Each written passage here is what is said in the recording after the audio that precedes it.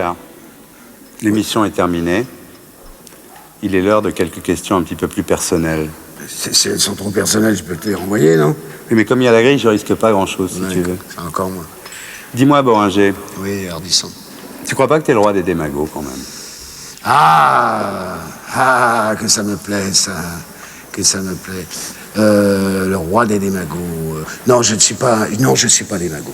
Non, je sais que ça se dit, mais j'arrive pas à savoir vraiment si ce mot est péjoratif ou si on l'a rendu péjoratif. Vous voulez dire, mon cher Ardisson, que j'aurais une tendance à avoir l'amour du genre humain? Je dis rien, j'écoute. L'amour du genre humain. Oui, j'ai l'amour du genre humain. À partir de ce moment-là, si je le crie trop fort, si on appelle ça être le roi des démagos, tant pis pour les autres, ils n'ont pas entendu les battements de mon cœur. Est-ce que c'est parce que tu es Capricorne comme Jésus-Christ que tu passes ton temps à vouloir refaire le monde?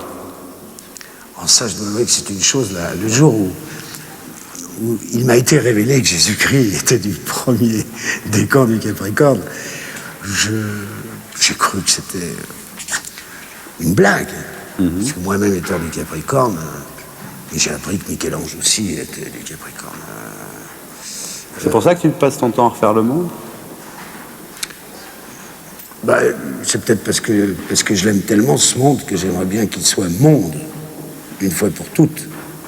Alors, chacun y va avec sa petite truelle.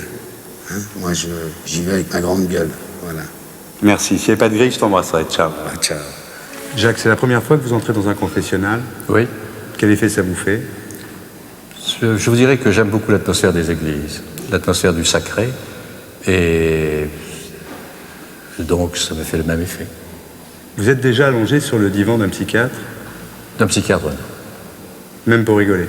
Pour rigoler, mais avec des gens qui n'étaient pas psychiatres. Ma mère n'avait pas besoin de porter l'étoile jaune, elle était jaune de la tête aux pieds. C'est cette sensibilité de coloniser qui a guidé votre vie? Je crois, oui. C'est pour ça que vous avez défendu Barbie, non pas comme un tortionnaire nazi, mais comme un membre d'une armée d'occupation, comme l'armée française en Algérie. Ou l'armée américaine au Vietnam, ou l'armée russe en Afghanistan. Pour moi, Barbie est un personnage tragique de notre temps. C'est l'officier subalterne d'une armée d'occupation dans un pays qui résiste. Vous avez dit, comme Roger Nimier, tout humanisme m'est étranger. Expliquez-vous. Je veux dire ceci, c'est que il y a une certaine morale qui se cache derrière les mots humanistes, derrière les mots droits de l'homme, qui exprime l'état de la société en Europe à l'heure actuelle.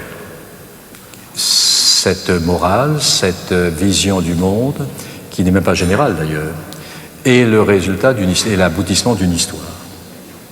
Et je trouve que vouloir imposer cette vision du monde à tous les pays, à toutes les nations, c'est faire fi de leur culture différente, de leur histoire différente, de leur vision du monde qui est différente. C'est manifestement n'avoir pas lu Spengler. Est-ce que vous auriez défendu Adolf Hitler? S'il était venu me voir et qu'il m'avait dit « Je suis certainement l'homme dans l'histoire du monde qui est l'objet des accusations les plus graves », je crois que c'est incontestable. Mon procès est fait d'avance, c'est encore une cause perdue.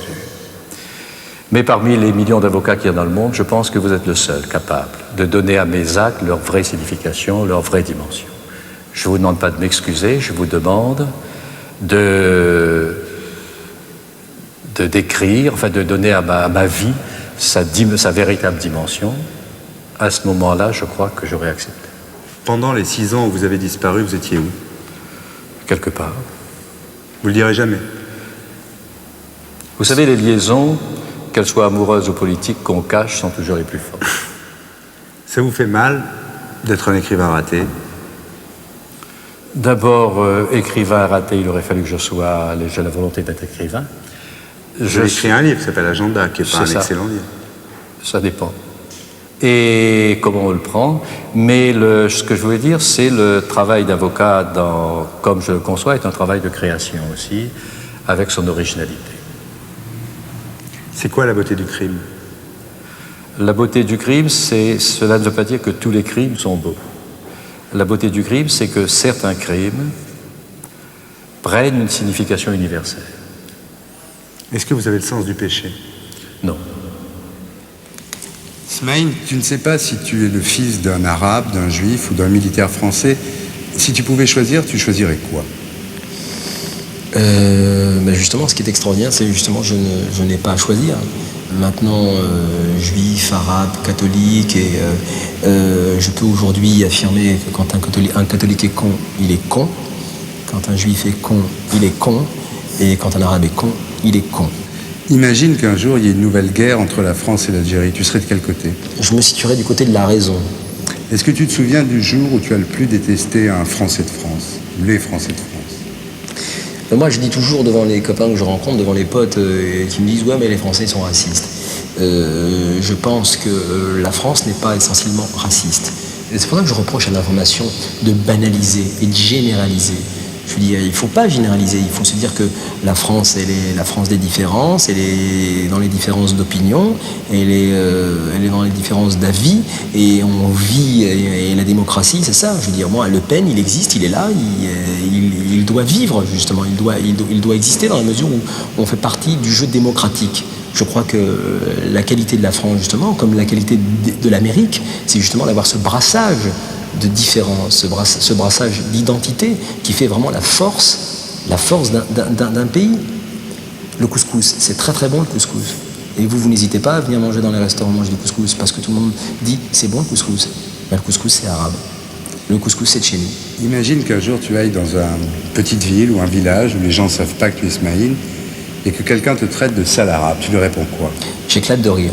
Toi qui as été choisi par une bonne sœur Cécile, au milieu de tous les orphelins de Saint-Vincent-de-Paul à Constantine, et qui a pu, parce que tu as été adopté par des Kabyles vivant en France, avoir la vie que tu as, est-ce que tu n'y vois pas derrière, tu dis l'étoile, mais pourquoi ne pas y voir Dieu directement? Pourquoi encore se cacher derrière ce mot?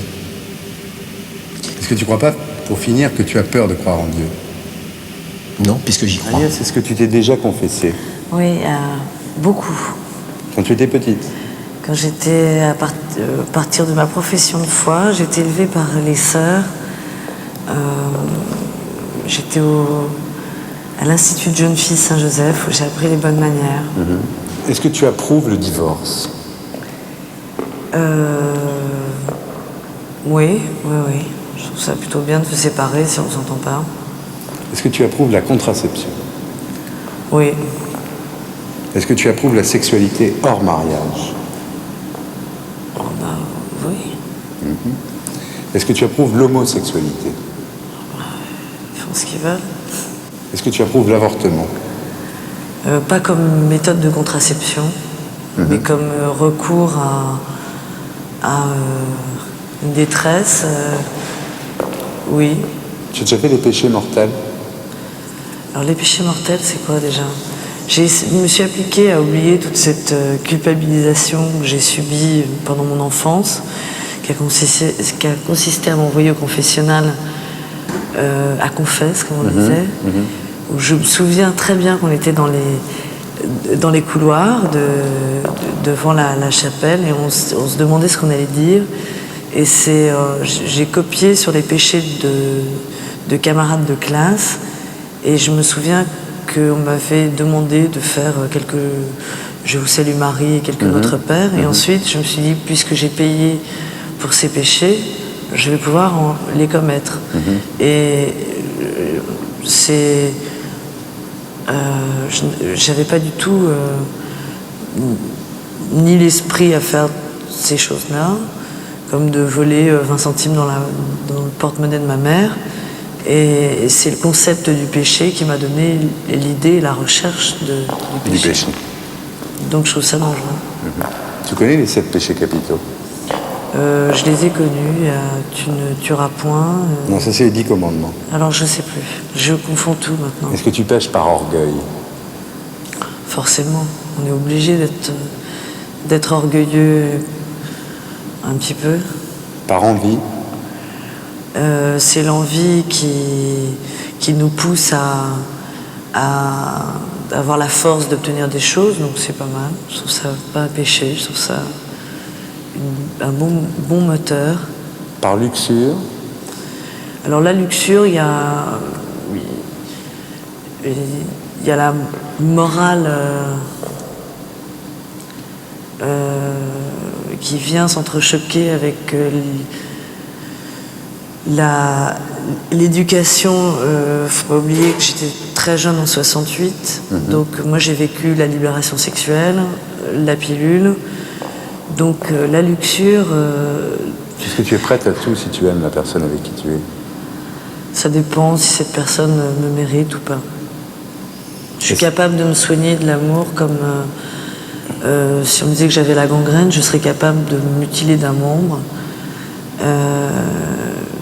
Je pense, beaucoup de gens disent si j'étais handicapée, je préférerais mourir. Moi, j'ai déjà failli mourir, je préférerais être handicapée plutôt que de mourir. Et je préfère vivre sans la personne que j'aime si elle est négative plutôt que négativement avec la personne que j'aime. Je crois au bien et au mal, mais pas dans un sens forcément religieux type. J'ai peur de la religion puisqu'elle est écrite par les hommes, donc elle est forcément écrite pour mener une masse pas très intelligente. Mais je crois qu'on a besoin de croire en quelque chose de plus grand que l'homme, puisque l'homme est très prétentieux, et je crois que ça peut s'appeler Dieu, et que je crois que c'est bien de croire en Dieu. Donc tu crois en Dieu? Ça peut s'appeler comme ça, oui. Est-ce que tu as déjà essayé d'embrasser quelqu'un à travers une grille de confessionnal? Non, même toi, mon petit chou. Ta femme nous regarde. Jean Edern, est-ce que tu regrettes des fois, dans ta solitude, tes femmes et tes enfants abandonnés? Je ne sais pas, je regrette tout, la vie est un long regret et une lente espérance, bien sûr, et toutes mes fautes, je les connais, et tous mes péchés, je les connais, et d'une certaine manière, je les aime, parce que, je veux dire, je me repens, et le plaisir du repentir est quelque chose d'absolument sublime. C'est une jouissance supplémentaire, je veux dire, c'est la jouissance même de la confession.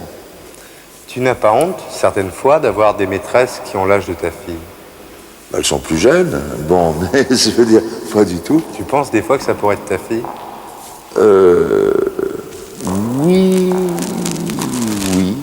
Oui, ou plutôt ma mère, mais très jeune. Avec tout le talent que tu as, est-ce que des fois tu te dis pas, quand tu es tout seul avec toi-même, que tu es devenu un très bon clown médiatique, mais un clown médiatique quand même? Je pense que notre société veut ça. Je veux dire que Dali, Picasso passaient pour des clowns. Est-ce que tu peux faire de temps en temps une minute de silence, Jean Edern? Bien sûr. Mais le silence des espaces infinis, à la différence de Pascal, ne m'effraie pas. Philippe, vous vous présentez souvent comme un titi né à Montmartre. En fait, vous êtes né à Coulommiers. Vous avez honte de votre lieu de naissance? Non, mais comme je suis parti de Coulommiers alors que j'avais 6 mois, ça m'a pas tellement influencé. En revanche, j'ai passé toute mon enfance et toute mon adolescence sur la butte Montmartre, dont j'ai d'ailleurs, comme vous pouvez le constater, gardé l'accent. Vous avez honte de vos origines sociales? Non, pas du tout. D'ailleurs, elles sont modestes mais dignes. Il faisait quoi, votre papa? Mon papa était directeur d'une petite société, ma maman était opticienne. Vous avez dit « je me suis longtemps haï ». Il s'est passé quoi depuis? Je me suis réconcilié avec moi parce que je ne pouvais pas faire autrement, mais c'est vrai que j'aurais voulu être autrement physiquement, autrement intellectuellement, d'être plus pur, plus dur, et qu'à la longue, on finit par dresser le répertoire de tous ces défauts, et que dans le même temps, les qualités, si elles existent, vous apparaissent moins. Mais on ne peut pas prendre en grippe quelqu'un avec qui on est condamné à vivre jusqu'à la fin, et de surcroît, quelqu'un qui vous nourrit aussi bien. Vous avez peur de grossir? J'ai eu peur de grossir, puis j'ai vu que je m'en accommodais bien.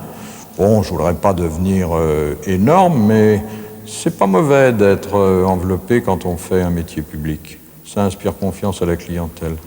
Vous avez fait 35 000 interviews, à peu près, et celle que vous avez préférée, c'est celle de Lanza del Vasto. Pourquoi?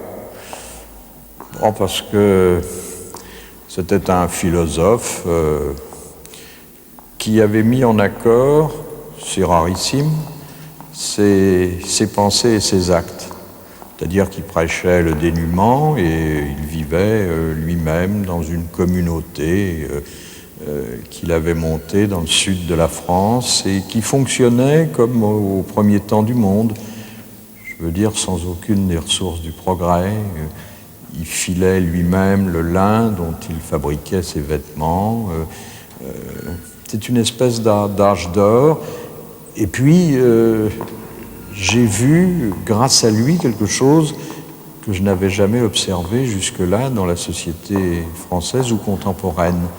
L'image d'un désintéressement complet. Si vous deviez mourir demain, vous regretteriez de n'avoir pas vécu le côté Lanza del Vasto de la vie? Non, je pense qu'il n'était pas fait pour moi, que j'en étais pas digne. D'autre part, bon, j'ai eu une bonne petite existence de journaliste, multimédia, qui m'a permis d'avoir droit à une existence à laquelle ne me destinaient ni mes études, ni mes relations, ni mon physique. Sur un certain plan, j'ai quand même l'impression d'avoir tiré le maximum du minimum. Dans votre fameux emploi du temps, il reste une place pour Dieu? Il reste, en filigrane de tout ce que je fais, le regret de ne pas avoir eu la foi, et le regret aussi grand de ne pas avoir rencontré des gens susceptibles de me communiquer la leur. Vous le regrettez? Oui. Dis-moi, Gérard, ça a été dur à vivre pendant tout ce temps d'être le beauf de service? Le beauf de service, j'ai joué des personnages qui étaient un petit peu caricaturaux. J'avais une tête de français, c'est vrai que j'avais une tête de français. J'avais cette moustache-là, que je m'étais fait pousser pendant le service militaire, parce que j'étais dans le contre-espionnage, c'était pour passer inaperçu. Puis maintenant, je passais plus du tout inaperçu. Ça te fait souffrir de te voir en franchouilleur, râleur, tous les soirs dans les arènes de l'info sur Canal+? Oui, enfin, non, ça ne fait pas souffrir. C'est vrai que c'est une image, c'est une caricature d'une image qui était déjà une caricature quand moi je le faisais. C'est le look le pénis qui te gêne? Oui, avant on disait poujaliste, maintenant on dit le pénis, c'est plus grave, quoi. Ça s'est passé comment le jour où tu as rasé ta moustache? Oui, il n'y avait rien dessous, hein. Tu aurais préféré avoir le succès et l'argent que tu as aujourd'hui ou être le sosie de Thierry Lhermitte, par exemple?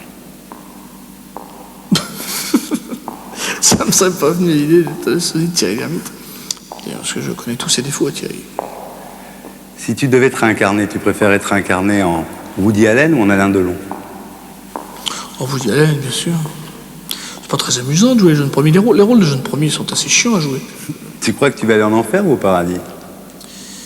Oh, je sais pas bien, mais ce qui me terrifie, c'est que quand je vois les gens qui sont persuadés d'aller au paradis, ça me fout un peu les glandes. Tous ces gens bien pensants, bien honnêtes, propres, ça va être terrible. En fait, les gens que j'apprécie se retrouveraient plutôt en enfer. Donc, Et si tu devais mourir, ton petit Arthur, si tu avais une seule chose à lui dire, ça serait quoi? Pas trop de tristesse. Ouais. Je crois que ta caisse, à l'heure qu'il est, elle est plus là. Oui, non, je crois qu'elle a... Oh là là. Hein? Oh là là. C'est mort. Oui, je prends un taxi. Es-tu favorable à la peine de mort? Non, jamais. Dès qu'il est mort, je dis non, quoi. Il faut jamais tuer qui que ce soit, ni une bête, ni encore moins un homme. Même pour les assassins d'enfants? Même pour l'assassin d'enfants, bien sûr. Il faudra bien lui pardonner. Il n'y aura rien d'autre qui marchera mieux contre la haine que l'amour. Tu crois en Dieu? Oui. Tu médites? Oui. Tu es plus tourné vers les philosophies orientales que occidentales? Plutôt, oui. L'hindouisme, tout ça, oui, ça me branche plus parce que ce sont des religions qui te c'est même pas des religions d'ailleurs, mais enfin disons que ce sont des pratiques qui te laissent en liberté complète toujours. T'es pas obligé de t'ouvrir, de te vider de ton sang toute ta vie et de tout donner ce que tu as sur le dos pour un jour aller dans un pseudo-paradis. C'est pas ça le truc. Moi, ça me correspond mieux, les philosophies orientales, parce qu'elles nous laissent en liberté. Tu es en contact avec des gourous, des sages hindouistes? En contact, non, mais quand on médite, on a un gourou, Et voilà, quoi. Dieu, c'est un gourou, quoi. C'est un vrai gourou, c'est une communication avec Dieu, si tu veux. C'est comme une douche, tu vois. Tu vas te mettre dessous. C'est quelqu'un qui n'a plus d'ego. Et quand tu le vois, bah, tu sais que c'est un vrai. Est-ce que tu es favorable au divorce? Bah, s'il y a eu mariage, oui.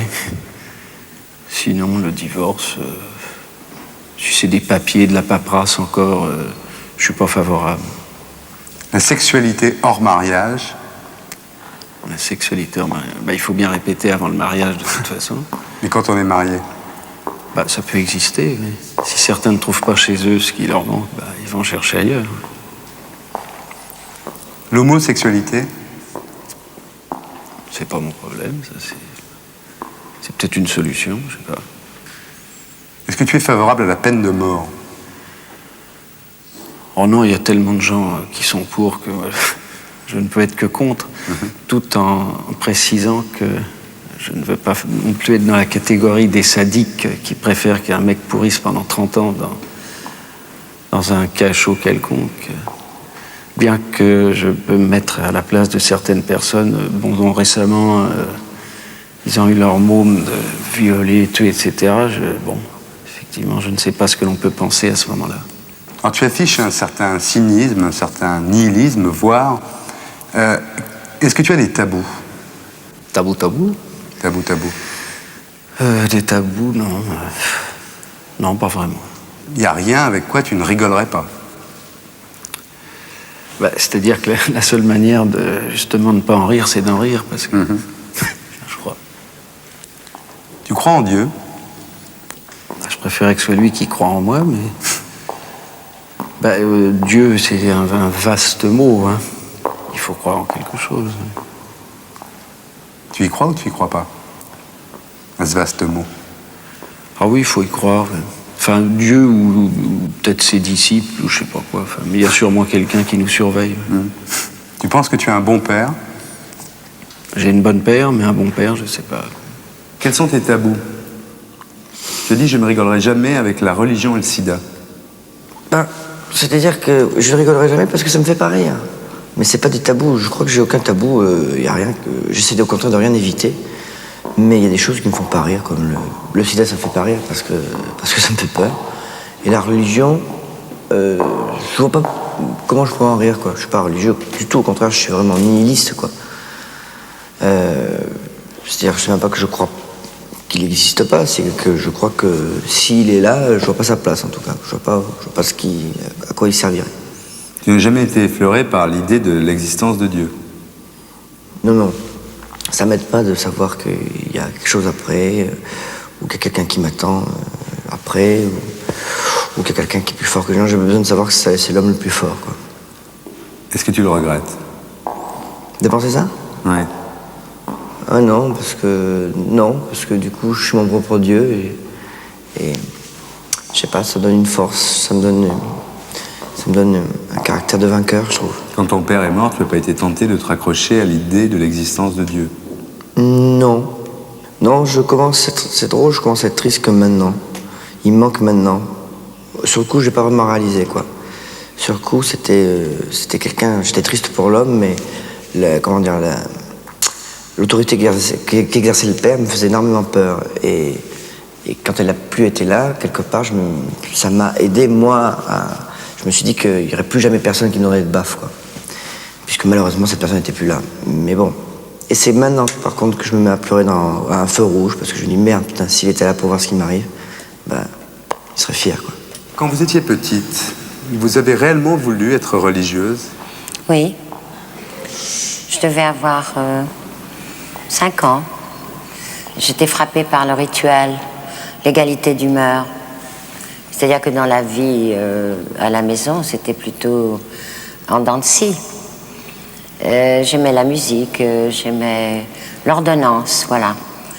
J'aime beaucoup la rigueur. Quand vous dites « j'ai un maître intérieur », de qui s'agit-il?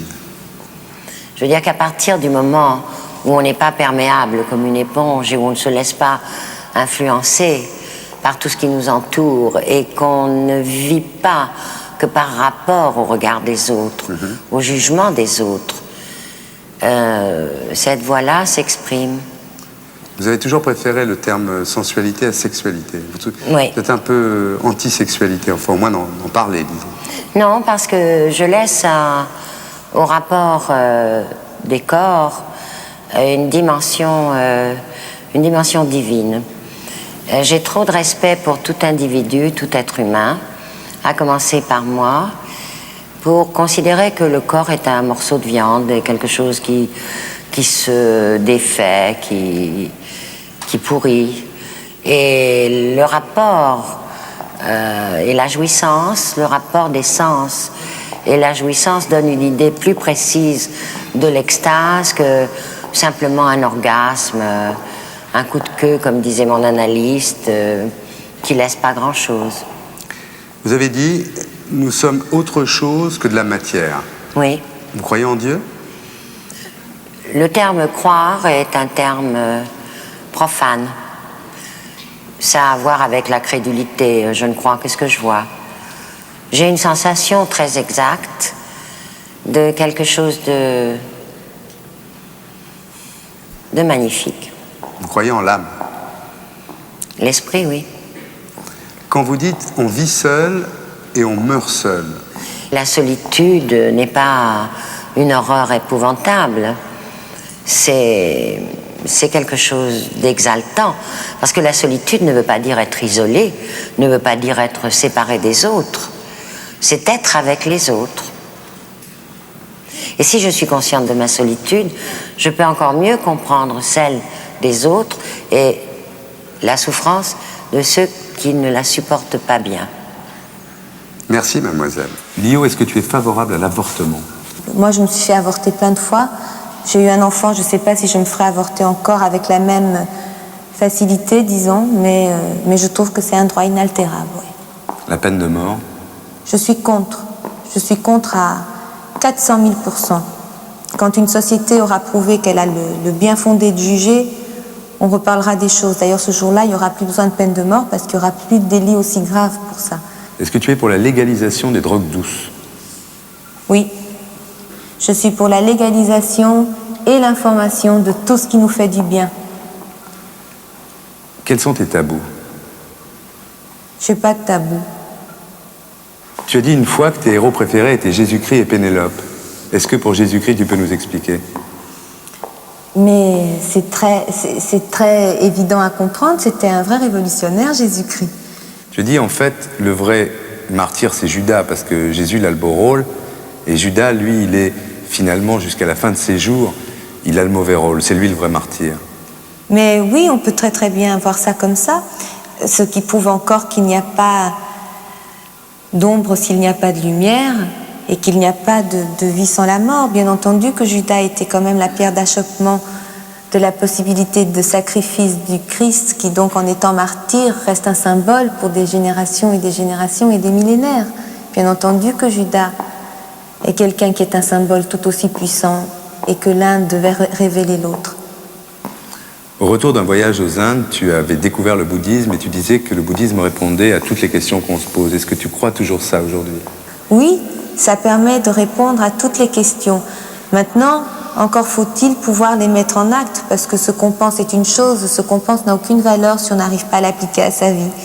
Mais il le dit d'ailleurs, ça. Il dit ne crois rien que tu n'expériences. Et si tu avais un seul mot à dire à ta fille, un seul message, un seul conseil à lui donner, ça serait quoi? Sois toi, existe, résiste et en vie, parce que tant que tu as envie, tu es en vie. Est-ce que tu crois en Dieu? Certains jours, oui.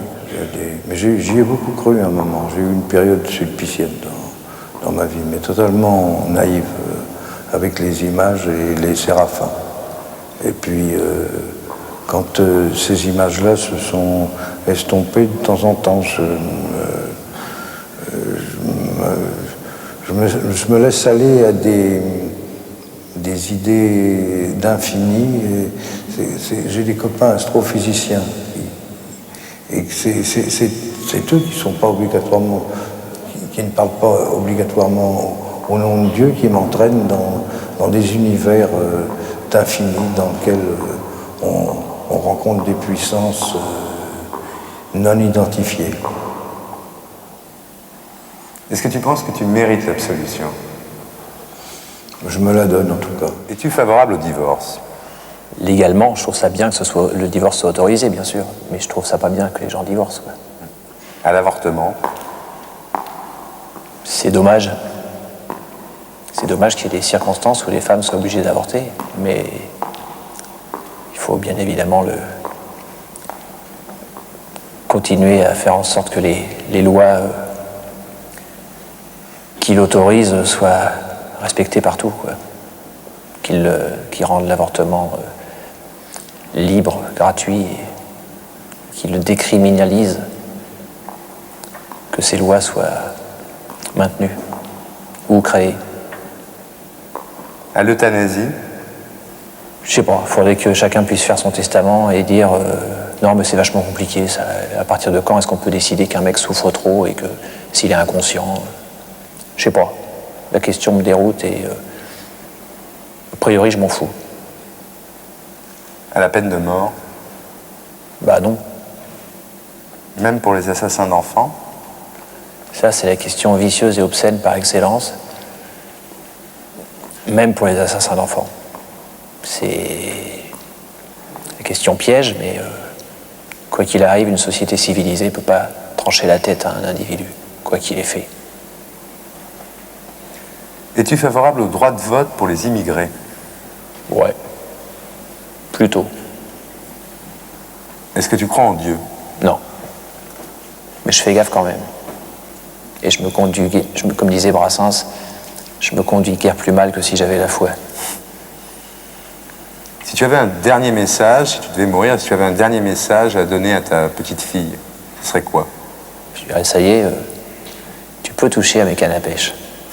Est-ce que tu crois qu'on peut rire de tout? Ça dépend qui écoute. Rire de tout. Si tu fais du mal à la personne qui écoute, eh ben elle va te dire qu'on n'a pas le droit de rire de tout. On ne peut pas sortir une blague antisémite à des gens qui viennent faire un pèlerinage à Auschwitz. C'est pas le moment. Maintenant, ces gens-là, ils ont l'humour juif, et si tu veux leur dire des choses, eh ben attends qu'ils soient disponibles. Mais quand tu dis par exemple que ton grand-père a fait du cinéma, qu'il jouait de Nuremberg à Nuremberg, qu'il a fini mannequin chez Montsavon, est-ce que tu crois qu'on peut rire de ça? Je dis ça pour pas qu'on oublie. Un jour, j'ai été voir un pote. Son père, il s'est occupé du film Shoah, c'est lui qui a produit, et je lui ai dit alors, ça te fait rire? Il dit oui, parce qu'on en parle et parce que les gens n'oublieront pas.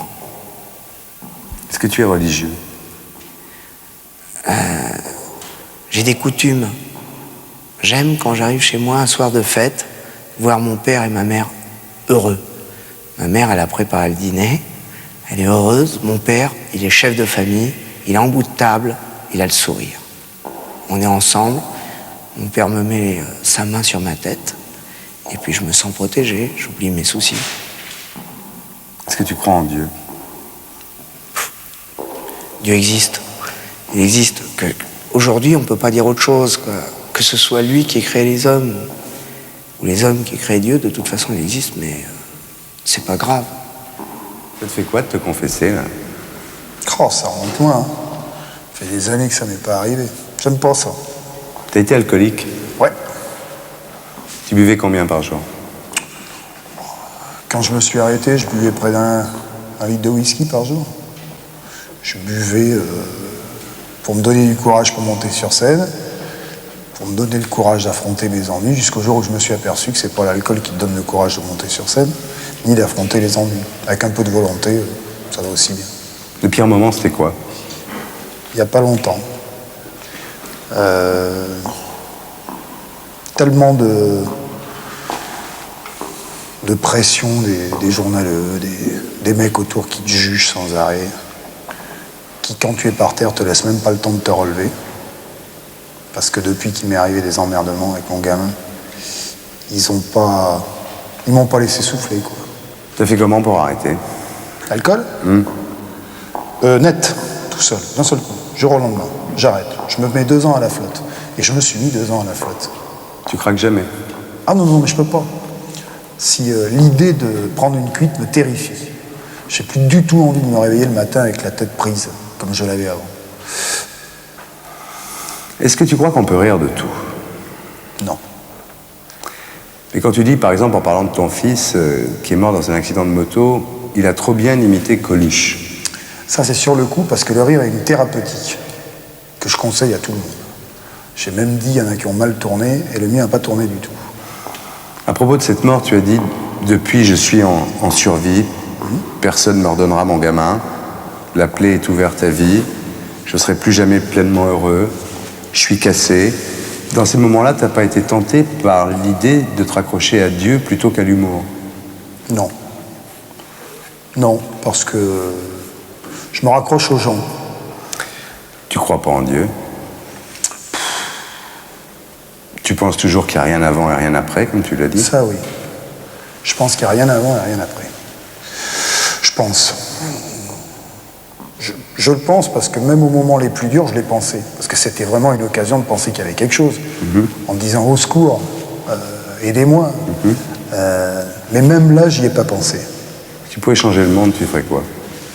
Si je devais changer le monde, je me changerais moi d'abord pour être totalement apte à changer le monde.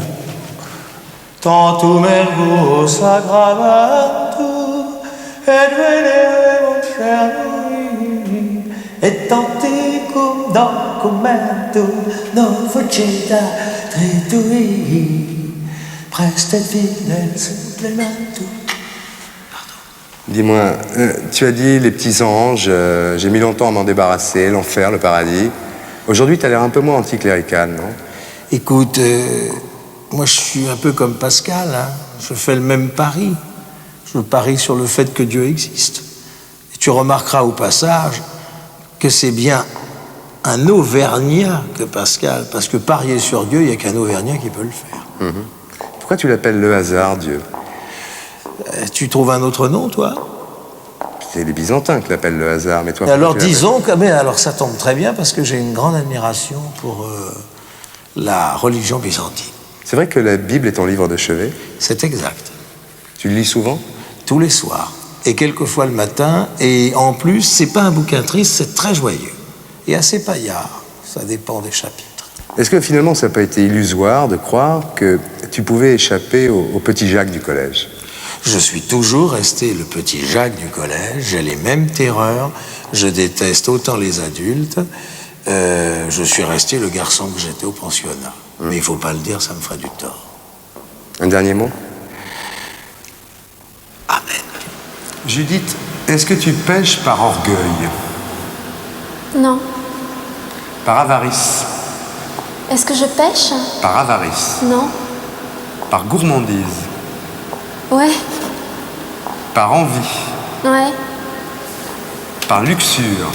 Non. Colère? Ouais. Paresse? Non. Est-ce que tu crois en Dieu? Non. Tu as dit mon Dieu n'est pas le Dieu des églises. C'est lequel alors? Non, il m'arrive de faire des prières. Quand j'ai envie que très fort quelque chose arrive, d'ailleurs ça arrive jamais, c'est peut-être je devrais peut-être croire en Dieu, peut-être que ça aiderait. Parce que je fais toujours des prières à mon Dieu, donc, qui est un Dieu indéfinissable. Qu'est-ce qu'il y a de différent avec le Dieu dont parlent les gens qui croient en Dieu? C'est un Dieu à qui je m'adresse quand j'ai envie qu'il m'aide et qui m'aide jamais en fait. Donc, Tu t'es jamais dit que c'est peut-être pas le bon alors? non, jamais, non. Je le remets pas en question. Dis-moi, Sophie Duez, Lio, Judith Godrèche, tu les choisis plutôt Gironde, tes partenaires, non? Bah, je sais pas, j'ai tourné aussi avec Balasco, Lavanant, je ne dis pas qu'elle soit pas Gironde, mais... Tu as dit quand le réalisateur aime l'actrice, c'est mieux. Style Godard, Karina, par exemple. Il y a quelque chose en plus, tu as dit. Alors avec Godrèche, il y a quelque chose en plus ou il y a quelque chose en moins? Mais avec Godrèche, il y a le talent, en plus de tout. Et donc, de quoi un metteur en scène pourrait-il rêver, si ce n'est d'avoir en face de lui une comédienne qui a un talent extraordinaire et qui est extraordinairement le personnage. Tu refuses pas l'épithète de pervers que tu préfères à malsain. On peut même dire que tu l'assumes, ce mot pervers. Malsain est totalement négatif. Disons que le malsain, c'est un pervers raté. Mais c'est bien la perversion, c'est comme le piment dans la cuisine asiatique. Dis-moi, Mikou, t'es toujours aussi obsédé par la mort? Ah oui, oui, bien sûr. Bien sûr. Tu crois pas que si tu croyais en Dieu, ça t'aiderait à vivre? Certainement. Ça, j'en suis absolument certain. Mais on ne décide pas de croire. Hein. Le rock'n'roll, c'est quoi? Le rock'n'roll, c'est une chose qui n'existe plus. Ça s'est arrêté quand? En 59, quand Presley est parti à l'armée, et quand Gene Vincent a fait Crazy Time, c'est par ça. Et l'amour, c'est quoi? Ça dure, par contre. L'amour, c'est formidable. S'il n'y a pas d'amour, je crois qu'il y a beaucoup d'ennuis. Et Dieu dans tout ça? Justement, si Dieu n'est pas là, alors qu'il a posé, il a mis la main là où l'homme n'avait pas mis le pied, donc il est très important de savoir grimper au mur quand on aime Dieu.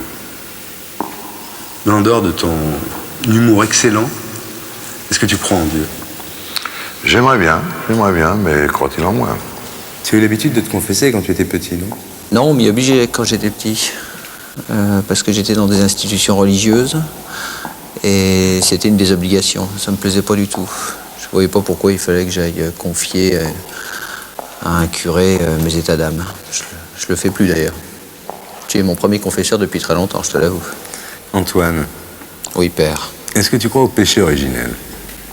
Non, pas du tout. Je pense qu'on est présumé innocent et qu'on le reste jusqu'à ce que quelqu'un ait prouvé qu'on était coupable. Est-ce que tu fais des péchés mortels? En pensée seulement. En pensée. J'ai déjà tué pas mal de monde même. Une véritable hécatombe. Tu te souviens des péchés capitaux? Est-ce que tu pêches par avarice, par exemple? Non, je crois pas. Par orgueil?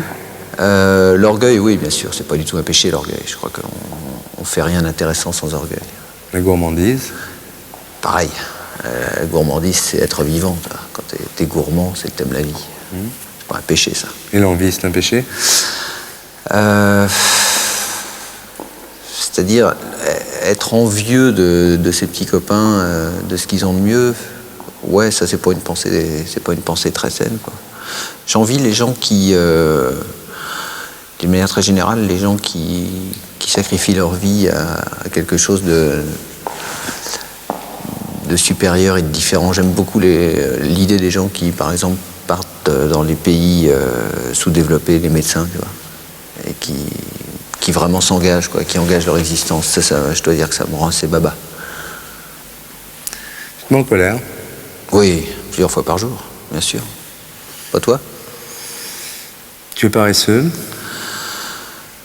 Malheureusement, j'ai pas vraiment le temps, mais si je me laissais aller, oui. Tu as des tabous? Oui. L'inceste, l'anthropophagie et les femmes des amis. Est-ce que tu crois en Dieu? Oui, de tout mon cœur, mais j'aimerais bien que ce soit un tout petit peu plus réciproque. Brigitte, est-ce que tu as quelque chose à te reprocher? Ah non, rien du tout. Rien. Vraiment rien, non. À l'époque où tu faisais des films X, tu avais l'impression de commettre des péchés, ou tu faisais un travail, ou tu prenais ça comment? En fait, je crois que j'ai compris ce que j'avais fait après. Sur le moment, j'étais très jeune et il y avait une sorte de naïveté, d'inconscience et je vivais les choses comme aujourd'hui d'ailleurs. Quand tu as pris conscience de ce que tu avais fait, est-ce que tu l'as regretté? Je me suis empêchée de le regretter parce que le regret peut amener à la culpabilité et peut donc nous aigrir et peut donc nous casser des autres. Donc je me suis empêchée de le regretter. Si c'était à refaire? Je crois qu'il y a certaines choses que je ne referai plus, mais je ne changerai pas tant de choses que ça. Je crois qu'il y a... Je me suis un peu trop donnée, un peu trop gaspillée et je ne suis pas sûre aujourd'hui d'avoir réussi à effacer tout ça. Il y a des cicatrices qui sont quand même pas tout à fait refermées et qui se refermeront sans doute jamais. Quels sont tes tabous? Les tabous, l'inceste évidemment, parce que l'enfant n'est pas en droit de savoir ce qu'il a besoin, ce qu'il a envie. Le racisme, je crois qu'il y a beaucoup de choses qui se font par racisme et qui sont dramatiques. Mais j'ai pas beaucoup de tabous, non. Est-ce que tu crois en Dieu? Oh, oui. C'est vrai que tu procèdes à des actions charitables dans les hôpitaux? Oui. Tu le dis pas trop, ça? Non, parce que ça, c'est pas à crier sur les toits, c'est ma vie à moi et je le fais comme ça, sans que ça se sache. Tu le fais vraiment? Oui. C'est vrai que tu es la marraine d'un petit garçon indien? Tu en parles pas beaucoup non plus? Bah non. On n'a pas forcément besoin de crier sur les toits tout ce qu'on peut faire humainement, si tu veux. C'est une chose que je fais parce que j'ai envie de le faire et puis c'est tout. Et les gens n'ont pas à le savoir. Non, c'était pas un reproche. Non, mais je n'agresse pas. Est-ce que tu crois en Dieu? Oui. Tu pries souvent? Oui. Tous les jours? Non. Ça se traduit comment quand tu pries? C'est une vraie prière ou c'est une prière à toi? Et oh, c'est ma vie. Ce sont mes prières. Dans toutes les questions que je t'ai posées ce soir, quelle est celle qui t'a le plus embêté? Celle que tu vas me poser maintenant. Alors, je vais te poser la question. Comment ça se fait, maintenant, réponds-moi pour la dernière fois, comment ça se fait que tu ne sois pas mariée, que tu n'aies pas d'enfant et que tu sois toute seule dans la vie comme ça? Comment c'est possible, ça? Ce sont des choses qui arrivent. Et je ne suis pas forcément toute seule, si tant toute seule que ça. Donc tu es avec quelqu'un?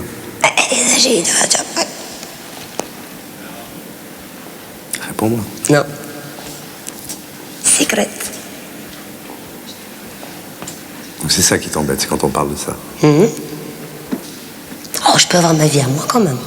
Sans forcément mentir ou tricher. Il n'y a que vous qui posez ces questions. Les enfants ne les posent pas. Tu crois que tu étais sincère ce soir? Oui. C'est trop compliqué de tricher. Est-ce que tu crois en Dieu? Oui. Il t'arrive de prier des fois? Oui, à ma manière. D'ailleurs, ça peut être dans une église, mais ça peut être n'importe où. Ça peut être dans un moment de la vie. La dernière fois que ça t'est arrivé, c'était quand, de prier? Ça ne va pas remonter assez loin que ça. J'ai dû prier, je sais pas. C'était quoi? Ça peut être pour enrayer le fléau de certaines personnes qui s'abattent sur certaines personnes, la maladie de gens qu'on aime. Tu as un ami qui est malade et tu as prié pour lui? J'ai une amie qui est malade, oui. Et je voudrais qu'elle sorte de ce qui est soi-disant une maladie grave. Tu penses que ça peut avoir un effet? Mais il m'arrivait aussi de prier pour des amis qui ne s'en sont pas sortis pour autant. Mais ça n'empêche pas de réessayer. Est-ce que tu ne crois pas que aujourd'hui dans ta carrière, tu n'es pas encore complètement débloqué? C'est-à-dire que tu ne veux pas te montrer tel que tu es aux gens. Et finalement, c'est un blocage qui... Mais bloqué, qui te nuit sur le plan professionnel. J'ai essayé de comprendre ça. De toute façon, j'ai eu une période libre qui était donc avant l'adolescence, où là j'étais spontané. Après ça, j'ai eu une période bloquée par différents avatars de ma vie.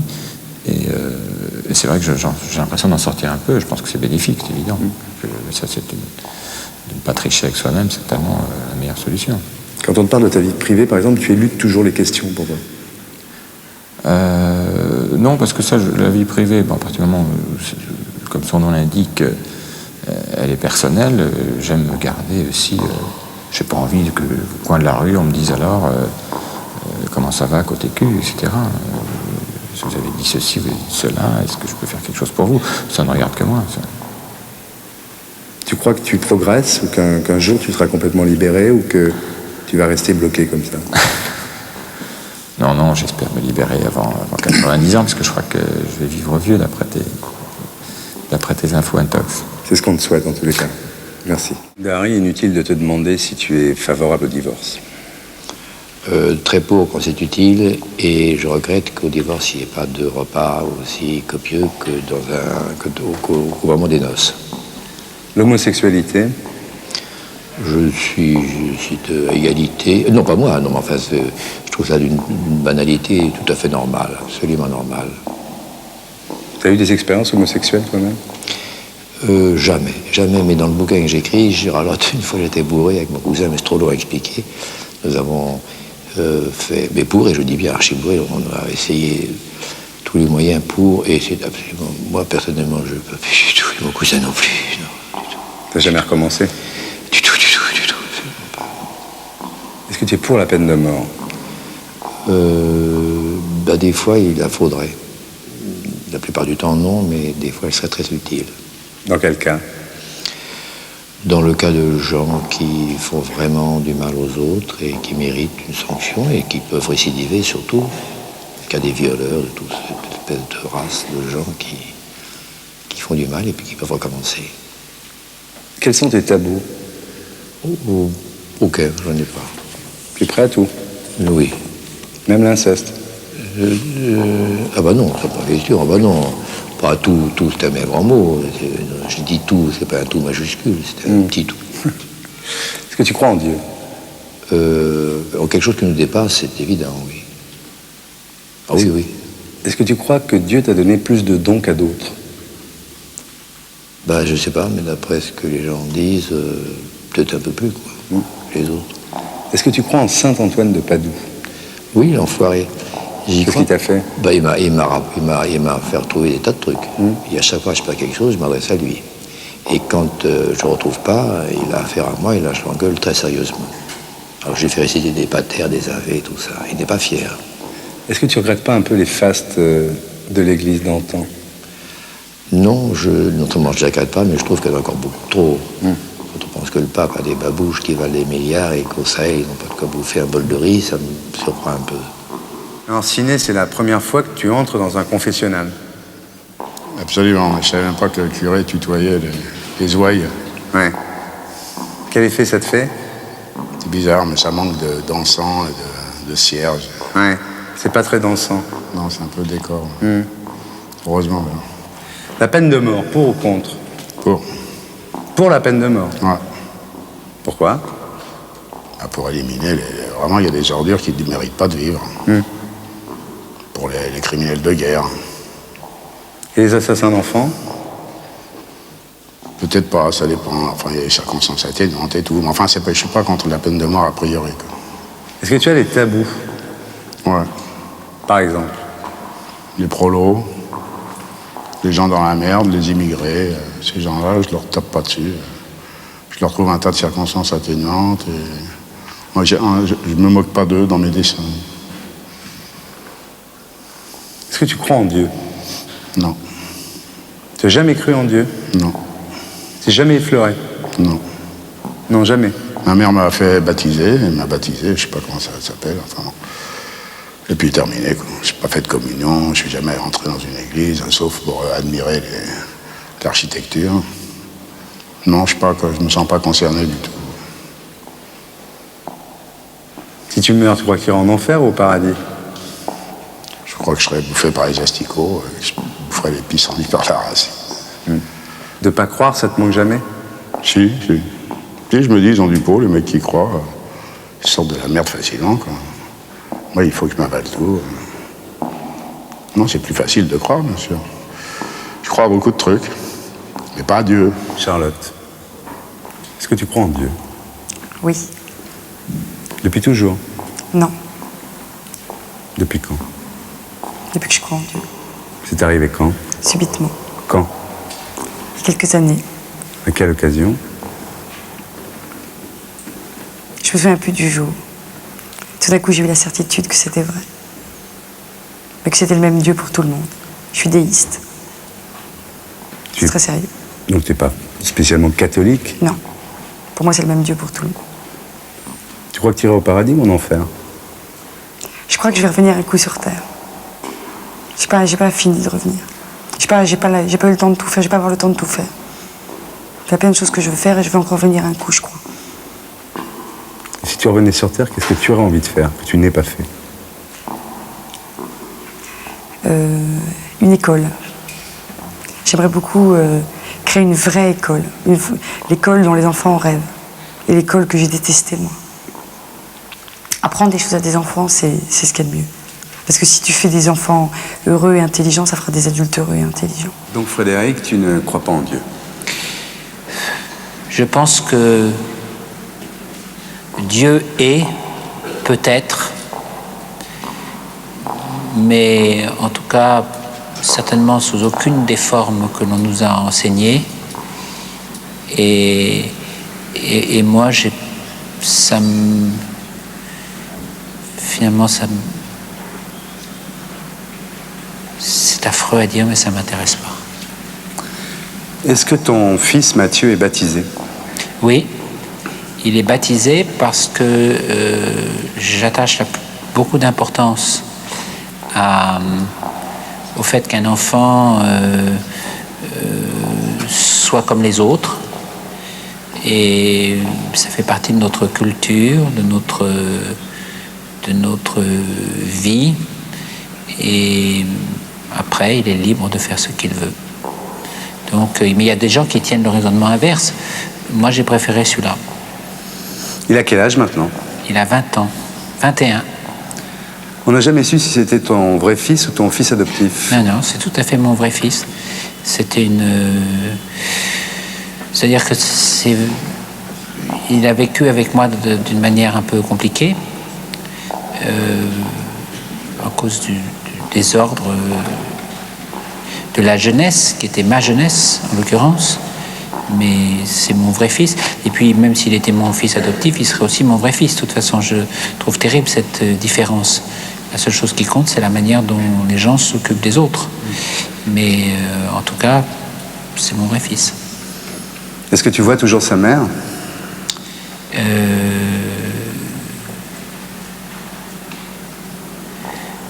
Non, parce que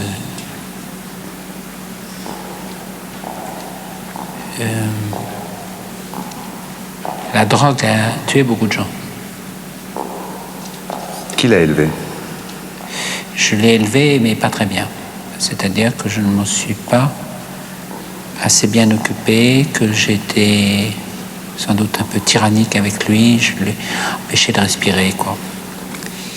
Et voilà, enfin, il faudrait lui demander à lui. Hein. Si tu devais mourir là, quelle serait la seule chose que tu voudrais lui dire à ce moment-là? Je t'aime. Es-tu favorable au divorce?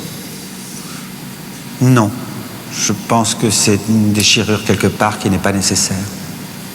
Es-tu favorable à l'avortement? Je ne suis pas favorable à l'avortement. À l'homosexualité? Je n'y suis pas défavorable. Je suis favorable à l'homosexualité. À la peine de mort? Alors là, non. C'est impossible de vouloir quoi qu'il ait fait, de vouloir la mort de quelqu'un. Même pour les assassins d'enfants? Oui, parce que Dieu est seul juge. Tu vas à la messe? Oui. Tous les dimanches? Non. J'y vais quand j'en ai envie, quand j'ai envie d'aller à la rencontre des autres. Parce qu'aller à la messe, c'est aussi cela. Est-ce que tu communies quand tu vas à la messe? Pas régulièrement, mais au minimum une fois par an. Ça te procure quoi de communier? C'est quelque chose de très personnel, c'est une histoire, c'est une affaire entre Dieu et moi. J'aime bien m'entendre avec Dieu. Je m'entends très bien avec lui. Tu lui parles? Bien sûr. Tu lui demandes de t'aider? Non. Je lui demande surtout, souvent, d'aider les autres. Tu n'as jamais eu envie de fonder une famille? Je ne rêve que de ça et je n'y suis pas arrivé. Sacha Distel, es-tu favorable au divorce? Non, s'il y a des enfants. S'il n'y a pas d'enfants, oui. Es-tu favorable à la peine de mort? Dans certains cas très précis, oui. Particulièrement quand il y a kidnapping d'enfants, assassinat d'enfants, et quand cela est fait par des gens qui, d'une façon évidente, recommenceront. La légalisation des drogues douces? Oui, j'ai pas vraiment d'opinion. Oui, pourquoi pas. Dans les moments difficiles que tu as eus dans ta vie, est-ce que, dans ces moments-là, est-ce que tu t'es raccroché à l'idée de Dieu? Est-ce que tu pries, par exemple? Non, je me suis raccroché à une idée de quelque chose dans l'au-delà, mais d'une façon tout à fait inconsciente. J'ai plutôt une espèce de sens à ce moment-là de la dérision et une espèce de développement fantastique du sens de l'humour qui me fait un peu passer sur n'importe quelle autre notion. Dis-moi, Anne, est-ce que tu crois au péché originel? Attends, puisqu'on est à la rubrique péché, il y a un péché qui doit être originel, parce que je le fais tout le temps, et qui est que je ne parle que de moi, tu vois. Et j'oublie toujours, on me dit alors, le metteur en scène, ça devient honte, tu vois. Non, le metteur en scène de la pièce, c'est Daniel Benoît, et cette pièce a été produite à la Comédie de Saint-Étienne, et alors il faut le dire, quoi, quand même. Déjà, tu t'es confessé d'un premier péché. Oui, bah oui, ça, non, ça il fallait. Bon, maintenant que je suis toute bien nettoyée, toute propre, plus de péché. Non, c'est pas le péché d'orgueil, c'est le péché d'égocentrisme. Oh, c'est un peu d'un péché, d'ailleurs. Si t'étais pas égocentriste, tu serais pas là. Ouais. Est-ce que tu pêches par avarice? Ah non, ça j'aimerais bien. Alors là, qu'est-ce que j'aimerais bien après? Est-ce que tu pêches par gourmandise? Ah non. T'es pas gourmande? Non. Pourtant, tu fais bien la cuisine. Comme ça, pas mal, je me démerde. Non, je suis pas très gourmande, non.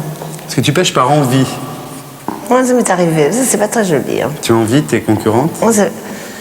Pas toutes les pauvres. Non, ça m'est arrivé, oui. Ma sœur, par exemple, c'est salope.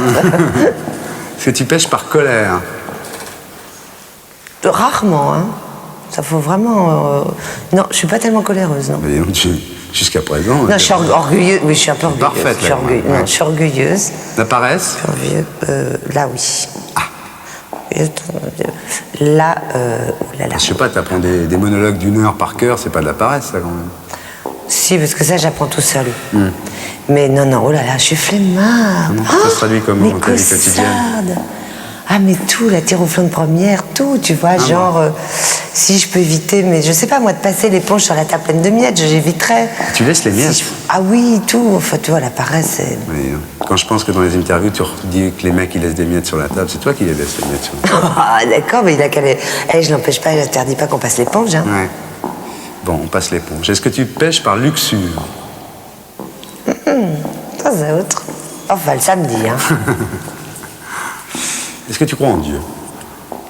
Dieu, directement Dieu? Non, mais alors, effectivement, c'est étonnant les progrès de la science, puisqu'ils en arrivent à dire que, après le Big Bang, la façon dont l'univers s'est créé, organisé, ne peut pas, contrairement à ce que croyait Monod il y a quelques années, être le fruit du hasard. Voilà, il y a trop de coïncidences. Alors, c'est-à-dire, c'est la science qui ramène à l'idée de Dieu, ou du moins d'où vient cette organisation, quoi. Et au diable, tu y crois? Au diable, non. Alors, j'y ai jamais cru, même à l'époque où je croyais en Dieu. Tu crois en Dieu, mais est-ce que tu crois au diable? Oui, parce que je crois que toujours à la dualité entre le jour et la nuit, le bien, le mal. Et je crois qu'on peut représenter aussi bien les forces du mal que les forces du bien. Et que c'est pour reconnaître les vraies valeurs, il faut en connaître le mauvais fruit. Tu parles souvent du bien que tu fais ou du bien que tu essaies de faire par tes chansons, par le message que tu veux communiquer. Est-ce qu'il t'arrive de faire des choses mal? En tout cas, consciemment, non. Mais inconsciemment, malheureusement, oui. Mais j'essaye de reconnaître mes fautes lorsque je les fais. Lorsque je fais du mal, des fois, c'est jamais volontaire. Mais je ne peux pas dire que je suis un saint à 100% et que je n'ai jamais fait de mal. Ça serait vraiment dégueulasse de ma part de parler comme ça. Quelle est la dernière chose mal que tu aies faite?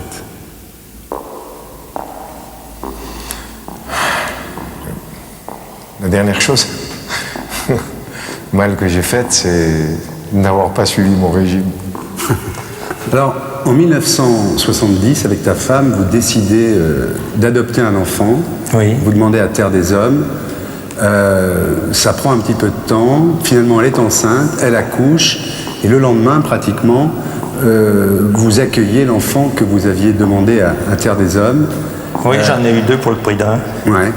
Et ma femme aussi. Il s'agissait d'un enfant qui s'appelait Abdel, qui pesait 10 kilos et qui avait le menton soudé à la poitrine. Oui, son menton avait creusé un trou dans sa poitrine. Il était complètement enroulé comme un hippocampe, quoi. C'est quelque chose d'assez saisissant. avec des longs bras grêles, un thorax de poulet. Enfin, il était affreux à voir. Et on l'a recueilli et je l'ai adopté, je lui ai donné mon nom. Alors, c'est pas grand-chose. Ça a été la course au médecin, ça a été pour le faire soigner. Et tu dis, Abdel est la seule chose vraiment importante que j'ai fait dans ma vie. Oui, je pense. Ça a donné un sens à ma vie, tu dis. Oui, j'ai été très... Dans la période d'installation d'Abdel, quand il a été bien à la maison, on l'avait bien pris en main, tout ça, je me suis rendu compte que la vie avait vraiment un sens et qu'il fallait aller dans ce sens-là. Il fallait continuer. J'ai failli, je sais pas, me consacrer à créer une œuvre de ce genre pour les enfants abandonnés. Alors, quand j'en parlais, on me disait c'est la goutte d'eau, etc., etc. À quoi je répondais que l'océan n'est fait que de gouttes d'eau, quoi. C'est pas. Et puis la lâcheté, l'égoïsme a repris le dessus, et j'ai pas donné suite à mon projet. Qu'est-ce qu'il fait aujourd'hui, Abdel? Aujourd'hui, il est retourné dans son pays. Il a travaillé longtemps à Genève. Ensuite, il est allé au Canada. Et puis récemment, il est parti chez lui. Il est retourné en Tunisie. Il s'est marié, d'ailleurs, je dois dire, à une ravissante petite Tunisienne, mais un amour de femme. Et il est retourné chez lui. Tu crois que tu as gagné un bout de paradis avec Abdel? Non, on ne gagne pas du paradis. Comme ça, on le gagne. Sait-on comment on gagne le paradis? Est-ce que tu regrettes ce que tu as fait ce soir?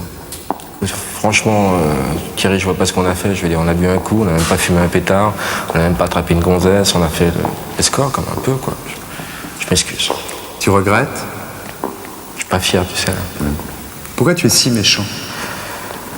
Parce que tu sais bien, moi, j'ai qu'une ambition, qu'un but, qu'un désir dans la vie, c'est de te ressembler.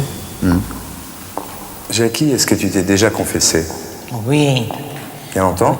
Oh, oui, bien sûr, il y a longtemps. Mais plusieurs fois, parce que d'abord j'ai été élevé chez les sœurs, et j'ai fait ma communion privée, ma communion solennelle, et puis enfin, j'aime autant dire que chez les sœurs, on n'arrêtait pas de se confesser. J'étais à l'église du matin au soir. Hein. Es-tu favorable à l'euthanasie?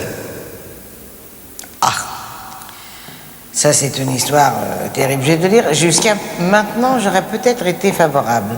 Mais je viens d'avoir un cas dans mes relations d'une dame qui était complètement, mais c'était fini, c'était un légume, c'était plus rien, elle ne réagissait plus. Pour un peu, on allait arrêter de la soigner. Et va savoir ce qui s'est passé. D'un seul coup, cette femme est revenue à la vie, elle est partie dans le midi. Alors là tu réfléchis quand même. Tu te dis, est-ce que j'ai eu tort, est-ce que j'aurais tort, est-ce que... Ah, ça, là, tu réfléchis vraiment après un coup pareil. Es-tu favorable à la peine de mort? Ah oui, ah oui. Les hommes qui ont les femmes qui ont l'audace, la cruauté de martyriser des enfants, de les tuer, de martyriser les vieillards, de les tuer. Alors là, oui, tout de suite. Mais je ne discuterai même pas, il n'y aurait même pas de procès, rien. Tout de suite, oui. Est-ce que tu crois en Dieu? Oh oui. Et je suis obligée de croire en Dieu parce qu'étant gosse, à 16 ans, j'ai eu un très grave accident. Je suis tombée de 7 étages par la fenêtre et je suis là. S'il n'y avait pas eu le bon Dieu, je crois que tu me verrais certainement pas. Tu crois au diable? Non.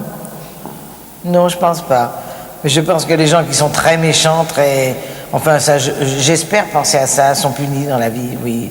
Il y a un juste retour des choses, ça leur retombe sur le nez, oui. Je sais pas si c'est le diable ou autre chose, mais oui, je veux croire à ça. Si tu devais partir, là, et que tu es ton fils Michel à côté de toi, et que tu aies un seul mot à lui dire, tu lui dirais quoi? Si je devais mourir? Oui. Je lui dirais je t'aime.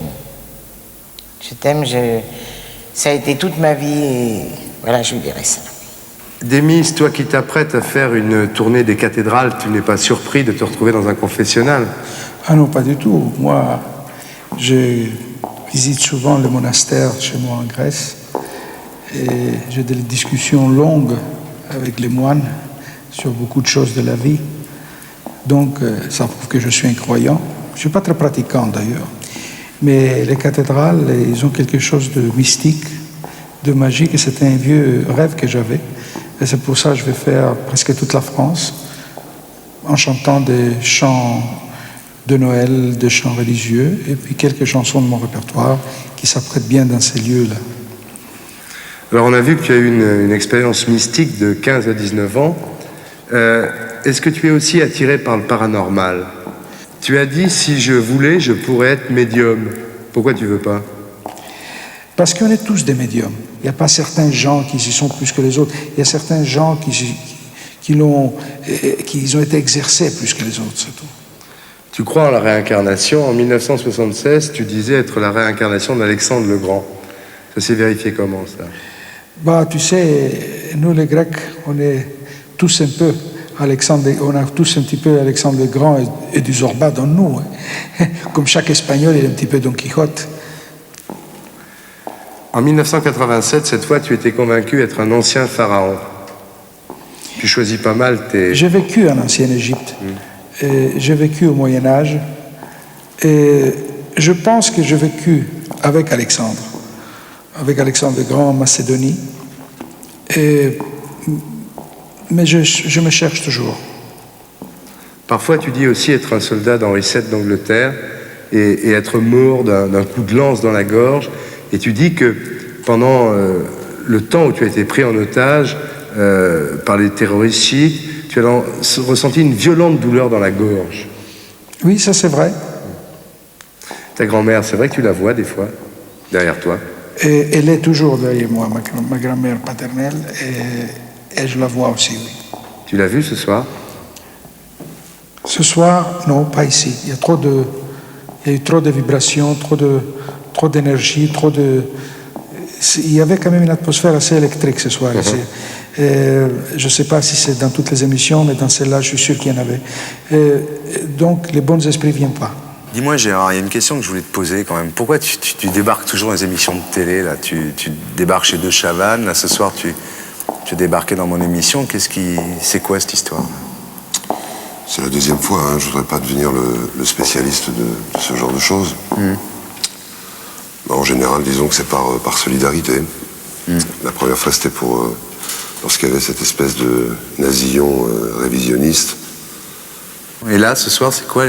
J'ai pas compris, là. Et là, ce soir, c'est comme ça, une humeur, une envie une humeur.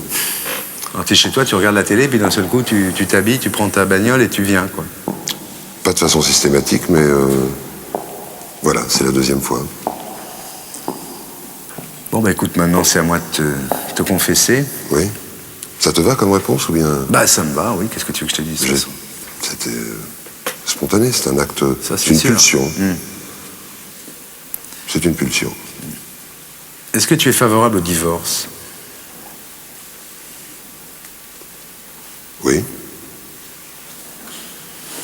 Tu quitterais une femme avec 2-3 enfants, toi? J'ai quitté une femme avec un enfant. T'y penses des fois? Bah, toujours, oui. Oui. Non, oui, j'y pense, c'est partie de ma vie. Ça m'empêche pas de les revoir et d'avoir élevé ma fille. Et bon, je me suis marié, j'ai divorcé. L'euthanasie, tu serais d'accord?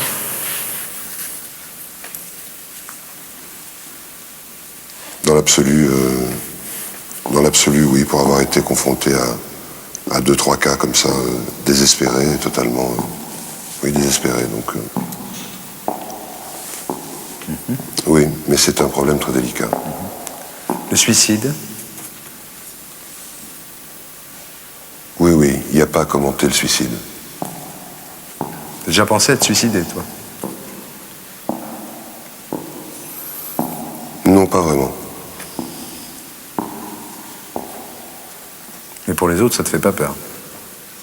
Non, il n'y a pas de peur à avoir pour les autres. Je pense que c'est aussi une certaine façon à donner un prix à sa vie que de se suicider. C'est une espèce d'ultime pouvoir qu'on a de vie et de mort, de sa propre vie et de sa propre mort. Oui. Je vous en prie. Est-ce que tu es favorable à la peine de mort? Non, pas du tout. Je suis contre la peine de mort. Et surtout, n'enchaîne pas en me disant mais si ta fille, on faisait quelque chose à ton enfant et tout ça, je suis contre la peine de mort. Même pour les assassins d'enfants. Même pour les assassins d'enfants, et d'une façon un peu plus anecdotique, je pense que je ne pourrai jamais partager une seule idée de Le Pen. Donc à partir du moment où il est à ce point pour la peine de mort, même si j'étais totalement ignorant de ce sujet, même si cela ne me concernait pas, je serais systématiquement opposé, parce qu'il pense le contraire. Pas si c'est très clair tout ça, mais... Si. Bon. Es-tu favorable à la légalisation des drogues douces? Oui. Drogue douce, c'est-à-dire quoi? Herbe, shit, tout ça? Oui. Je ne sais pas s'ils attendent tellement mon accord pour... Enfin bon... Oui, je pense que ça ne changera pas trop le problème. Il y a un certain nombre d'exemples, la Hollande, l'Espagne, quelques pays comme ça. Bon, ça n'a pas trop bouleversé le paysage politique, j'allais dire, de ces pays. Tu crois en Dieu? Oui. Ça se traduit comment? J'essaie de vivre ça au quotidien. C'est-à-dire que je ne suis pas pratiquant.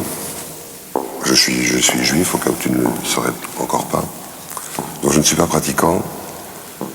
Mais plutôt que d'attendre des fêtes qui ou pardonnent, ou absolvent, ou quoi, ou qu'est-ce, j'essaie au quotidien de comprendre, d'être le moins banal et médiocre possible.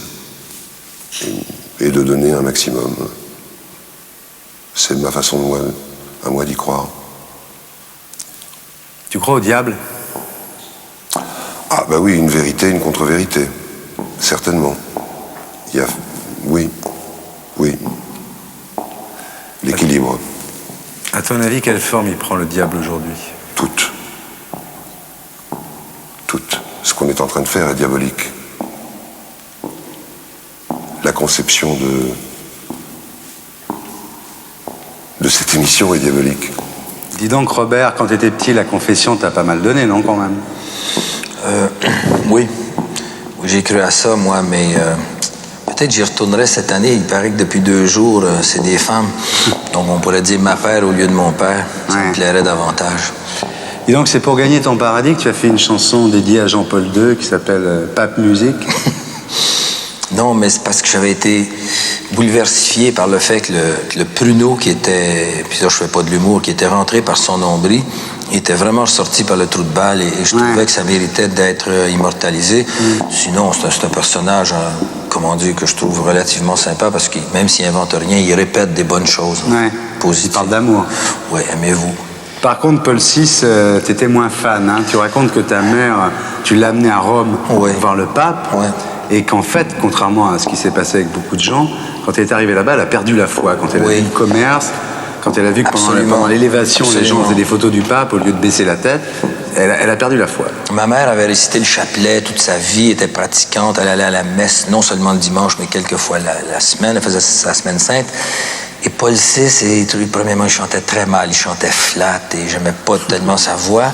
Et deuxièmement, c'est que ma mère qui cherchait le bon Dieu n'a vu que des flashs de Kodak et que des ornements en or. Elle s'est évanouie et depuis que je l'ai amenée au Vatican à Rome, elle n'a jamais pu remettre les pieds dans une église catholique. Je sais que je fais de la peine à des gens qui croient à quelque chose, mais vous me demandez la vérité, mon père, vous l'avez. Tu crois qu'elle aurait aimé Jean-Paul II, ta mère?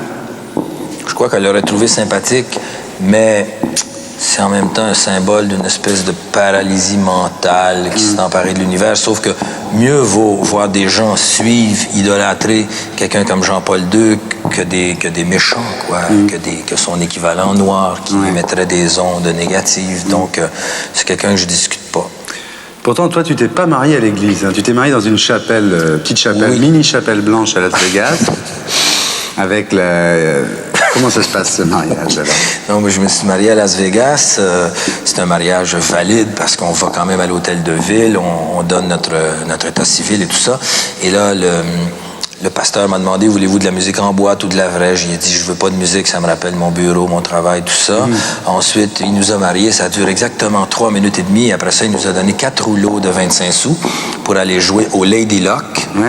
Et on a eu droit à une pizza, et puis il appelait ça du champagne, et c'était du Baby Doc. Ça a été une des grandes déceptions de mon mariage. Ma femme était malade. Voilà. Est-ce que tu es favorable à la sexualité hors mariage? Hors mariage? Est-ce que tu trompes ta femme, en gros? Non, parce que j'ai l'avantage d'avoir épousé une femme qui en vaut 10 et qui est obsédée sexuelle comme moi, alors pas de danger que ça arrive. La peine de mort, tu es pour? Peine de mort, je trouve qu'on devrait choisir, mais quand quelqu'un la demande, la peine de mort, on devrait lui donner.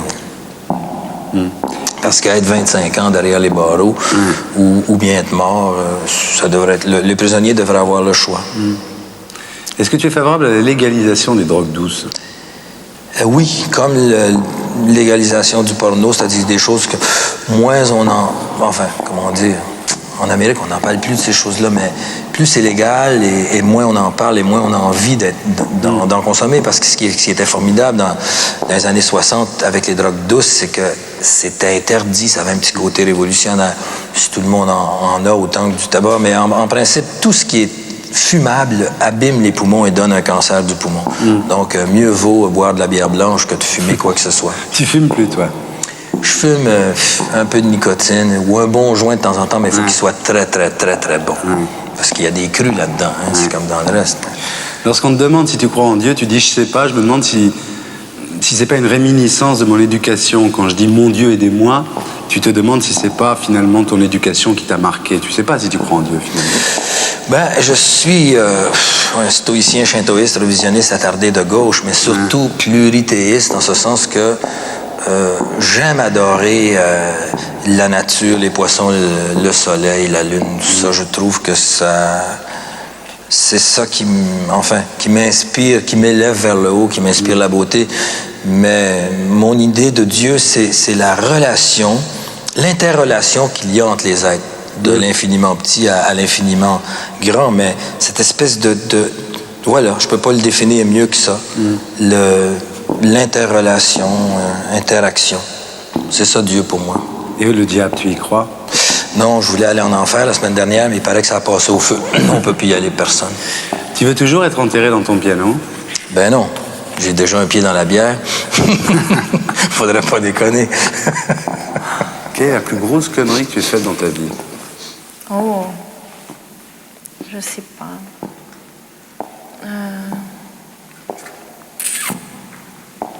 J'en ai aucune idée, j'en ai fait pas mal. La plus grosse? La plus grosse.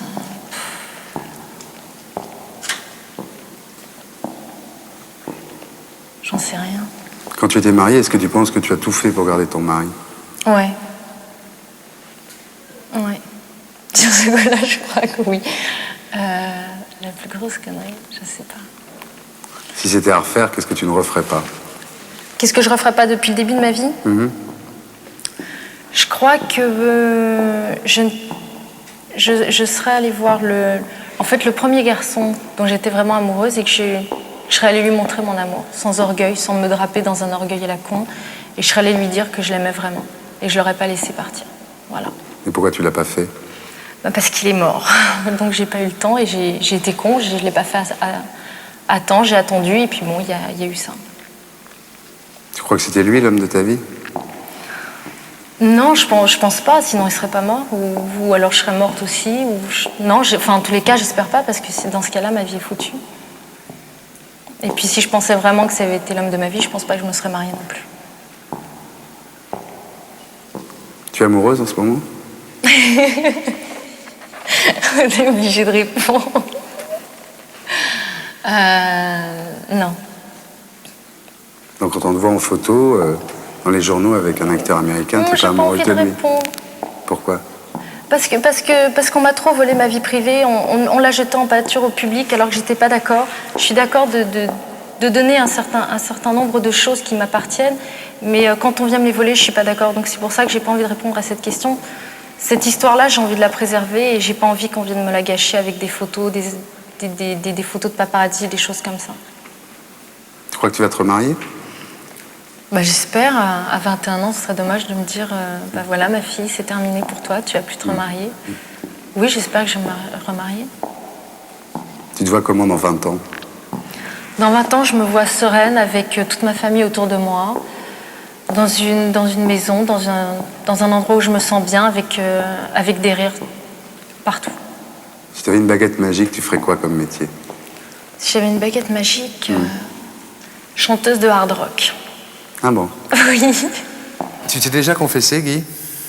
Bah oui, comme tout bon chrétien, dans mon jeune âge. Dans ton jeune âge, pas vraiment, parce que tu as été baptisé à 17 ans quand ton frère s'est marié. Oui, mais j'étais croyant avant.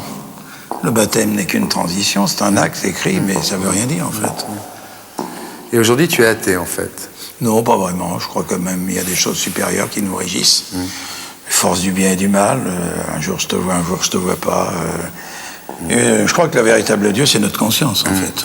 Mais tu crois pas à la résurrection, par exemple? Tu crois pas à la conception du Saint-Esprit? Non, j'ai du mal. Là, j'ai du mal à franchir ce pas. C'est un peu trop facile de croire que. Mais cela dit, le message laissé par le Christ est un message qui mérite quand même d'être suivi, approfondi, respecté. Et on ne peut pas le nier, quoi. Ça, on ne peut pas le nier, ça. Dis-moi maintenant que tu es au confessionnal avec moi. Oui, mon père. Quelle est la plus grosse connerie que tu aies faite dans ta vie? Le jour où j'ai été m'installer dans la campagne de Giscard d'Estaing, qui se passait du côté de la porte de la Villette, dans le hall des abattoirs, là. Et où il y avait, moi j'étais venu comme ça par sympathie, mais pas particulièrement guidé par l'amour que je pouvais porter à Giscard d'Estaing. Et le hasard a fait que quand ils m'ont vu arriver, ils m'ont immédiatement dirigé vers l'estrade la plus importante, celle où il y avait les invités de marque, et où précisément à la place que venait de quitter Alain Delon pour faire son discours. Je me suis retrouvé là bombardé par tout le monde, j'ai été viré 3 jours après. Mais tu as été viré, au moment où tu as été viré par Pierre Desgroupes, tu as vraiment pensé à te suicider à ce moment-là? J'ai pas été heureux, non. J'ai pas été heureux, surtout de la part de Desgroupes, dont il était certain que j'avais été un de ses acolytes en 68 quand on voulait tous refaire la France. Ouais. Et quand j'ai eu l'occasion de rencontrer Mitterrand quelques années plus tard, 2 ans plus tard, après ce long pinceau, 1 an et demi plus tôt même, Mitterrand m'a dit mais vous savez, mon cher Guy Lux, vous êtes un professionnel, la politique ne compte pas dans votre profession. Par contre, ceux qui courent devant les roues, et je voyais bien de qui il voulait parler, eh bien, je leur ai jamais rien demandé, et ils courent devant les roues. Voilà, ça a été ma consolation, assez minime par rapport à l'an et demi de placard que j'avais connu. Quoi. Ouais. Dis-moi, la connerie qui t'a amené en tôle, même si 1 an plus tard tu as été, disons, éclairci de tout soupçon, là, tu la regrettes pas celle-là? Bah, c'est-à-dire que si je regrette de ne pas m'être rendu 2 ou 3 fois de suite à la convocation du juge d'instruction, et d'ailleurs le jour où j'ai quitté le palais de justice, j'ai dit à tous les journalistes qui étaient là, et d'ailleurs je lance une petite pierre dans le jardin des journalistes et de tous les médias, c'est que pour ma sortie de tôle, comme pour mon entrée, j'ai eu droit aux premières pages. Pour ma relaxe et mon non-lieu, j'ai eu droit à la 14e page et 3 lignes. Je te trouve parfaitement incorrect et dégueulasse de la part des journaux. Si le jour où tu mourras, il y a ton fils qui est là. Ça approche. Je te trouve encore très enfant. Il y a ton fils qui est là. Tu as une chose à lui dire. Tu lui dis quoi? Et il a fait le métier qui te plaît, essaye de bien le faire, mais celui-là, si tu pouvais prendre le sillon que j'ai tracé, ce serait bien, ce qui n'est malheureusement pas le cas pour l'instant. Parmi toutes les personnes que tu as cassées dans les médias, est-ce qu'il n'y en a pas une aujourd'hui à qui tu as envie de demander pardon? Et laquelle? Je casse pas pour le plaisir de casser, je dis ce que je pense. Et des fois, ce que je pense, c'est cassant. Mais c'est pas pour faire de la peine. Je dis ce que je pense des gens, voilà. Et dans un métier où ça se fait pas vraiment, ça peut surprendre. Oui. Mais pourquoi t'as ce côté un peu fouille-merde, franchement, entre nous? C'est pas fouille-merde au sens presse à scandale, vraiment.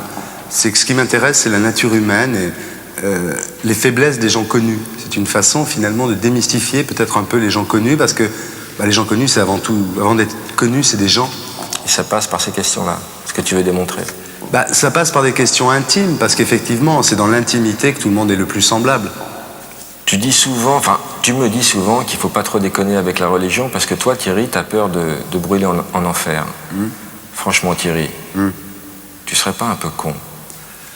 C'est vrai que c'est un peu con de dire, il y a deux choses que je respecte, c'est le roi et le pape. Bon, ça semble un peu bizarre, on dit ça pour se donner un genre, c'est du marketing. En fait, je crois pas vraiment. Je crois que moi, j'aimerais mieux qu'il y ait un roi en France, c'est vrai, c'est sincère, là aussi. Ça me fait pas que des amis, ce truc-là, parce que pour les Français, après 200 ans de propagande républicaine, ils confondent un peu Louis XVI et Adolf Hitler, quand même, quelque part. Donc ça me fait pas que du bien, ce truc-là. Le pape, c'est pareil. Pour moi, la personne que je préfère au monde, c'est le pape, et surtout celui-là. Alors, j'aime pas qu'on rigole avec la religion, d'abord parce qu'on tire pas sur les ambulants. Je trouve que c'est un peu facile de faire de l'anticléricalisme. Il y a 90 ans qu'on en fait. Je suis sans doute un peu con, oui, de croire que si je suis pas gentil sur la terre, que si je fais du mal, je vais aller en enfer, brûler dans des flammes. Ça, c'est un peu con. Mais on peut appeler ça le karma. J'ai pas envie d'avoir un mauvais karma, voilà. Ça, c'est déjà un peu moins con de le dire comme ça, non? Si ton père débarquait là sur le plateau comme dans Sacrée Soirée ou La Gonzesse d'Arthur tout à l'heure, tu lui dirais quoi? Ben, je dirais que c'est un peu grâce à lui que je suis là, parce que je crois qu'il voulait être journaliste et puis il n'a pas pu. Et que, en tous les cas, il m'a toujours donné le goût de la presse, de l'info, de la vérité. Je crois que toutes les vérités sont bonnes à dire, c'est quelque chose qu'il comprend. Et je crois que je lui dirais, ben voilà, tu vois, c'est pas seulement parce que t'es mon père que je suis là, c'est aussi parce qu'en 54, tu m'as fait écouter Europe 1 un matin. Alors je lui dirais merci, mais pas seulement d'être mon père. Quelle trace tu aimerais laisser après ta disparition? J'aimerais rester comme un empêcheur de tourner en rond, mais pas uniquement parce que j'aurais dit enculé à la télé. Et qu'est-ce que tu aimerais que tes gosses disent de toi, tes filles?